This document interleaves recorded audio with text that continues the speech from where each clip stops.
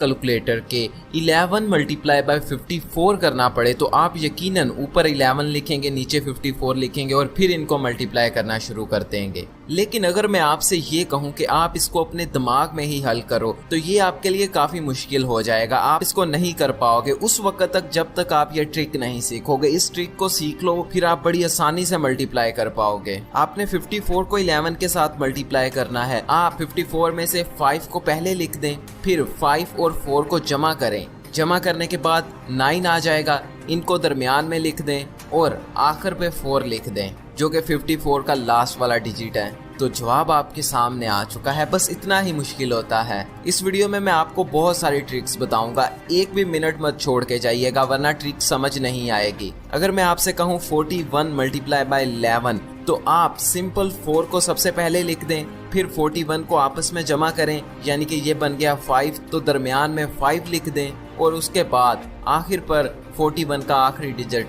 यानी कि 1 उसको लिख दें। ये लें, आपका जवाब आ गया। इस तरीके में एक ये खामी है कि आप 11 के साथ मल्टीप्लाई करते वक्त इसको इस्तेमाल कर सकते हैं, लेकिन आगे आने वाली ट्रिक्स में मैं आपको बताऊंगा कि अपने दिमाग में ही किस तरह मल्टीप्लिकेशन करें और दूसरी बहुत सारी ट्रिक्स बताने वाला हूं। अगर आपने 23 को 11 के साथ मल्टीप्लाई करना है तो सबसे पहले 2 आ जाएगा, 23 आपस में जमा होंगे 5 आ जाएगा, फिर 23 का आखिरी डिजिट 3, तो ये लीजिए जवाब आ गया। अगली एग्जाम्पल थोड़ी सी मुश्किल है। 82 मल्टीप्लाई बाय 11, सबसे पहले 8 लिख दें और जब हम इनको आपस में जमा करते हैं तो हमारे पास 10 आ गया। क्या अब हम यहाँ पर 10 लिख देंगे? नहीं, हम सिर्फ 0 लिखेंगे और जो 1 बच गया है उसको 7 वाले हिस्से में जमा कर देंगे और आखिरी डिजिट को उसी तरह नीचे ले आएंगे। 47 मल्टीप्लाई बाय 11, 4 उसी तरह लिख दिया, इनको आपस में जमा किया, 11 आ गया। यहाँ पर दरमियान में हम सिर्फ आखिरी वाला हिस्सा लिखेंगे, 1 लिख दिया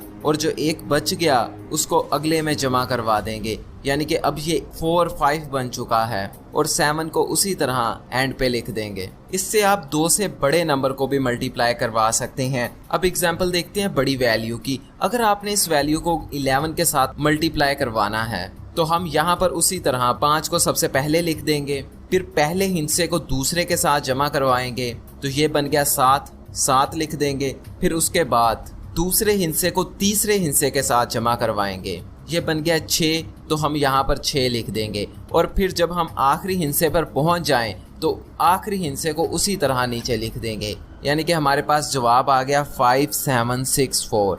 अब लास्ट एग्जाम्पल हम किसी बहुत बड़ी वैल्यू को जमा करवा के देखते हैं। हमारे पास वैल्यू है 354271। यहाँ सबसे पहले 3 उसी तरह आ गया, फिर पहले हिस्से को दूसरे के साथ जमा किया तो 8 आ गया, फिर दूसरे हिस्से को तीसरे के साथ जमा किया तो 9 आ गया, तीसरे हिस्से को चौथे के साथ जमा किया 6 आ गया, चौथे को पांचवें के साथ जमा किया 9 आ गया, पांचवें को छठे के साथ जमा किया 8 आ गया और आगे अब कोई हिस्सा नहीं बचा तो लास्ट वाला हिस्सा उसी तरह आ गया। अगर आपको इन दोनों को मल्टीप्लाई करवाना पड़ जाए तो आप ज़रूर ये वाला मेथड फॉलो करेंगे। अगर आपने यही काम करना हो तो मैं आपको इसकी एक आसान ट्रिक बताने वाला हूँ। सबसे पहले आप पहली वैल्यू के पहले डिजिट को दूसरी वैल्यू के पहले डिजिट के साथ मल्टीप्लाई करें। 2 मल्टीप्लाई बाय 1 2 आ गया तो ये लिख दें। उसके बाद आप दूसरे डिजिट को दूसरे डिजिट के साथ मल्टीप्लाई करें। 3 मल्टीप्लाई बाय 2 6 आ गया। अब आप दरमियान में एक हिस्से की जगह छोड़ दें। अब हमने पहला और आखिरी डिजिट मालूम कर लिया है, अब हमने इसके दरमियान वाला डिजिट मालूम करना है। इसके लिए आप पहली वैल्यू के पहले डिजिट को दूसरी वैल्यू के आखिरी डिजिट के साथ मल्टीप्लाई करें। 2 multiply by 2 is equal to 4। अब हमको इसको इसके साथ मल्टीप्लाई करना है यानी कि 3 मल्टीप्लाई बाय 1, ये 3 आ गया। 4 और 3 को जमा करके दरमियान में लिख देंगे तो ये हमारा जवाब आ गया। आप इस ट्रिक की 4-5 दफ़ा जब प्रैक्टिस करेंगे तो उसके बाद आप इस काबिल हो जाएंगे कि आप अपने दिमाग में ही सारी कैलकुलेशन कर लिया करेंगे। 31 मल्टीप्लाई बाय 22, पहले डिजिट को पहले के साथ मल्टीप्लाई किया, जवाब आ गया 6 लिख दें, दरमियान में एक डिजिट की जगह छोड़ दें और फिर दूसरे डिजिट को दूसरे के साथ मल्टीप्लाई करें। 1 मल्टीप्लाई बाय 2 लिख दें। अब दरमियान वाले डिजिट के लिए आप इसको इसके साथ मल्टीप्लाई करवाएं और फिर इसको इसके साथ मल्टीप्लाई करवाएं। और अब इन दोनों वैल्यू को जमा कर दें और दरमियान में लिख दें। अब मैं थोड़ा सा डिफ़िकल्ट क्वेश्चन आपके साथ शेयर करता हूँ। इसको जानने के बाद आप 2 डिजिट मल्टीप्लिकेशन अपने जहन में ही कर लिया करोगे। 23 मल्टीप्लाई बाय 24 करने में तो ये बहुत आसान है, लेकिन इसके अंदर सिर्फ एक ही नई चीज़ है। सबसे पहले उसी तरह पहले को पहले के साथ मल्टीप्लाई करवाया, 4 लिख दें। अब दूसरे को दूसरे के साथ मल्टीप्लाई कर दें तो 3 multiply by 4 is equal to 12। तो क्या अब हम यहाँ पे एक डिजिट की जगह छोड़ के 12 लिख देंगे? नहीं, हम सिर्फ 2 लिखेंगे और जो 1 है उसको दरमियान वाले हिस्से में कैरी कर देंगे। अब दरमियान वाला डिजिट मालूम करने के लिए आप पहले को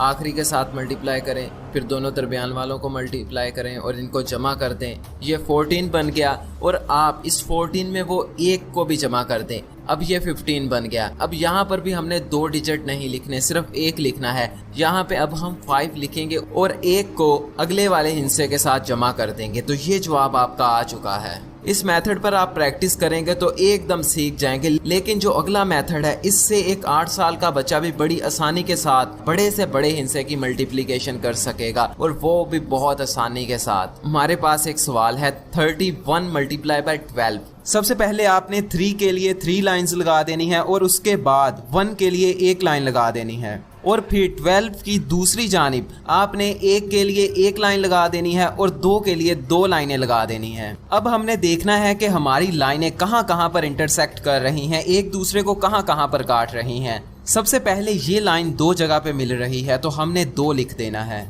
उसके बाद हमने दरमियान वाली लाइनों को काउंट करना है, ऊपर वाली भी और नीचे वाली भी। तो टोटल 7 बन गया, हम यहाँ पर 7 लिख देंगे। और फिर इसी तरह इनको काउंट कर लेना है। ये 3 जगह पे टकरा रही हैं, तो ये लीजिए, ये आ गया आंसर। ये बस इतना ही आसान है। जब आप इसको प्रैक्टिस करेंगे तो आप कुछ ही लाइनें खींचेंगे और बड़ी बड़ी मल्टीप्लिकेशंस कर देंगे। अब हमने 22 को मल्टीप्लाई करना है 23 के साथ। सबसे पहले हम 22 की लाइनें उसकी ऑपोजिट डायरेक्शन में लगा देते हैं। 2 लाइनें, थोड़ा सा फासला छोड़ के 2 लाइनें। अब इसी तरह हम 23 की लाइनें भी लगा देते हैं, 3 लाइनें और फिर फासला छोड़ के 2 लाइनें। अब हम फिर से काउंट करेंगे इन लाइनों ने आपस में कितनी बार काटा है। 6 आ गया। फिर हमने दरमियान वाले सारे डॉट्स को जमा किया तो हमारे पास 10 आ गया। अब यहाँ पर हम 10 नहीं लिखेंगे, बल्कि 10 का सिर्फ आखिरी डिजिट यानी कि 0 लिखेंगे और जो 1 है वो अगली वाली वैल्यू में जमा कर देंगे। और अगली वाली वैल्यू में काटा है 4 बार और इसमें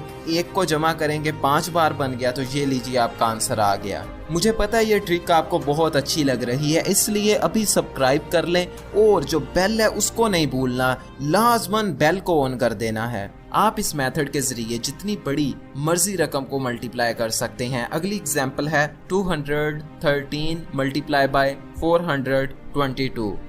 अब हम 213 को लाइनों की सूरत में ड्रा कर लेते हैं और फिर 422 को लाइनों की सूरत में ड्रा कर लेते हैं। सबसे पहले आपने इनको जमा किया, इनका जवाब 6 आ गया। अब 6 लिख दें। फिर दूसरे वाले डॉट्स को जमा करते हैं तो ये बन जाते हैं 8। फिर आप 8 लिख दें। फिर हम इनको जमा करते हैं तो ये बन जाते हैं 18। आप इसमें सिर्फ 8 लिखेंगे और जो 1 है उसको अगले वाले डॉट्स में जमा कर देंगे, और अगले वाले डॉट्स को जमा करने पे बन रहा है 8 और पिछले वाला 1 आ गया 9। तो यहाँ पर आप 9 लिख दें और अगले वाली लाइन का 8 बन गया, यहाँ पर 8 लिख दें। तो ये रहा आपका जवाब। ये बस इतना ही आसान है। आप हर जगह डॉट्स को काउंट करने की बजाय आप ये वाली लाइनों को गिन लो और ये वाली लाइनों को गिन लो और बाद में इन दोनों को आपस में मल्टीप्लाई करवा दो, तो जवाब बिल्कुल सेम आएगा। इससे आपका बहुत ज़्यादा टाइम बच जाएगा और आप चुटकियों में किसी भी सवाल को हल कर देंगे। ये तरीका सच में अच्छा है। आप अपने टीचर्स को ज़रूर बताइएगा और अपने दोस्तों के साथ ज़रूर शेयर कीजिएगा। अब मैं आपको बताने वाला हूँ कि हम 2 डिजिट स्क्वायर किस तरह मालूम करें। अगर आपने 35 का स्क्वायर मालूम करना है, यानी कि 35 मल्टीप्लाई बाय 35 कितने होते हैं, तो सबसे पहले आप 3 का स्क्वायर मालूम करें, यानी कि 3 multiply by 3 is equal to 9। और फिर आप 5 का स्क्वायर मालूम करें, यानी कि 5 multiply by 5 is equal to 25। तो आप 9 के साथ 25 लिख दें। इसके बाद एक छोटा सा स्टेप रह गया है। आप 3 और 5 को आपस में मल्टीप्लाई करें, और फिर इनको 2 के साथ मल्टीप्लाई कर दें। 3 मल्टीप्लाई बाय 5, 15 मल्टीप्लाई बाय 2, 30। तो आप इस तरफ से एक डिजिट की जगह छोड़कर यहाँ पर 30 को लिख दें और इनको आपस में जमा कर दें। तो ये लीजिए आपका जवाब आ चुका है। अब हम देखते हैं 53 का स्क्वायर। 5 का स्क्वायर 25 आ गया, 3 का स्क्वायर 9 आ गया। हम यहाँ पर 3 का स्क्वायर 9 आ गया, हम यहाँ पर 9 नहीं लिखेंगे बल्कि 09 लिखेंगे। और बाद में 5 multiply by 3 is equal to 15, 15 multiply by 2 is equal to 13। यहाँ से एक हिस्सा छोड़ दें, यहाँ पे 30 लिख दें और अब इनको जमा करवा दें। तो ये लीजिए आपका जवाब आ चुका है। आप इतनी ही आसानी के साथ किसी भी नंबर का स्क्वायर मालूम